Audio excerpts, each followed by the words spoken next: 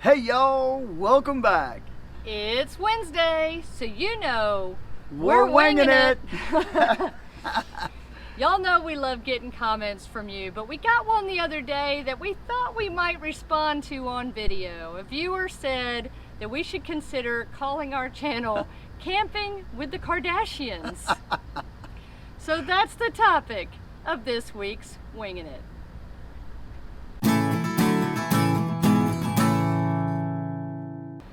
Okay, before we get started, let's quickly review the rules of Wingin' It.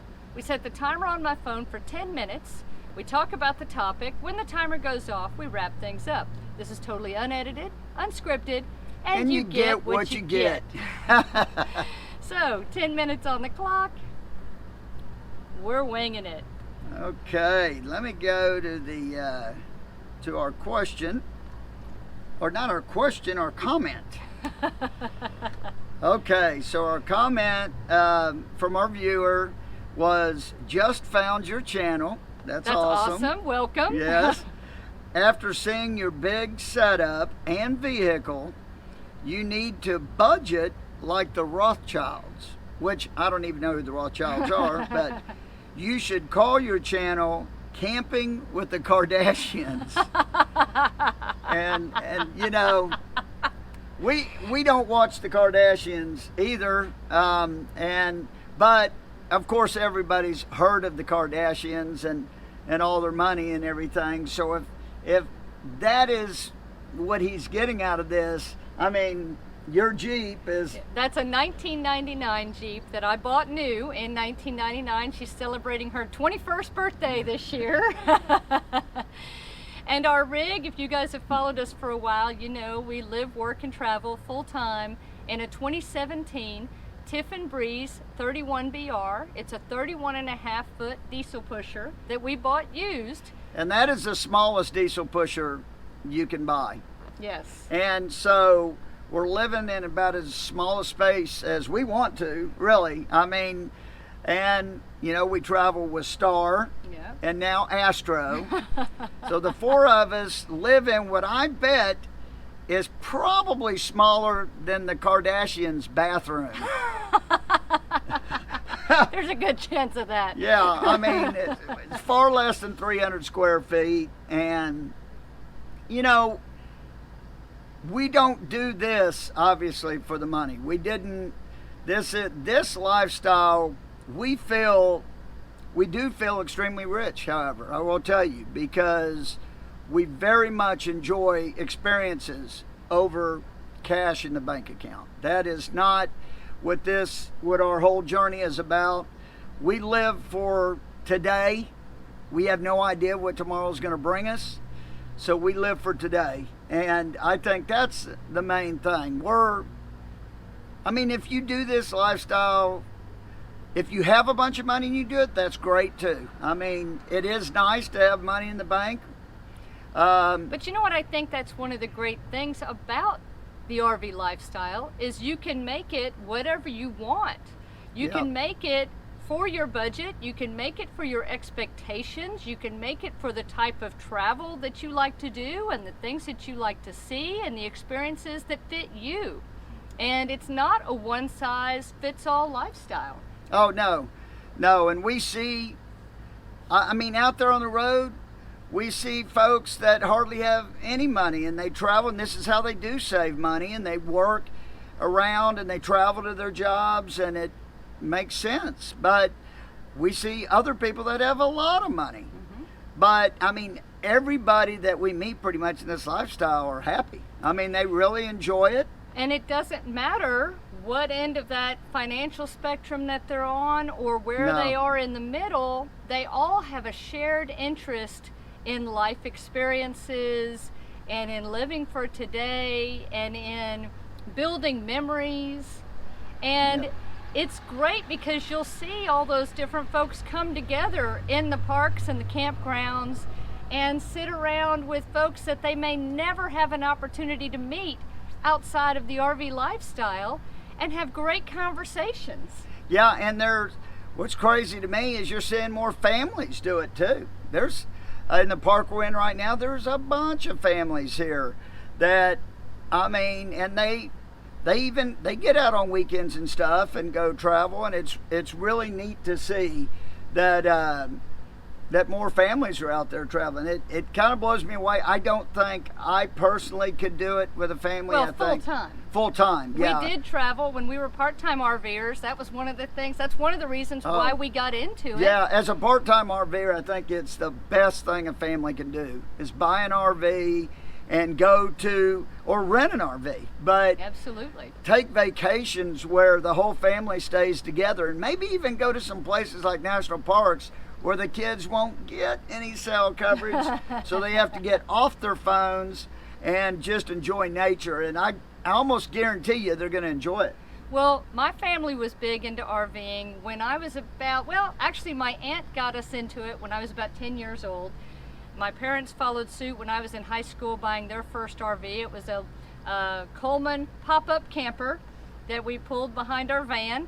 And, you know, there were 5 of us in that pop-up, and we had such great memories. And that has a lot to do with my love of the lifestyle today.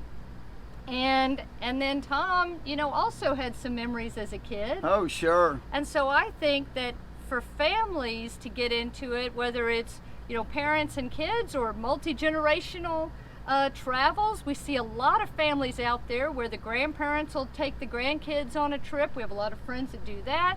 And or, you know, kids, parents, grandparents, aunts, uncles all come together and, you know, share some quality time at the campground. And you don't need a lot of money to do that. And on another note, I just got to say, I'm very comfortable in my own skin.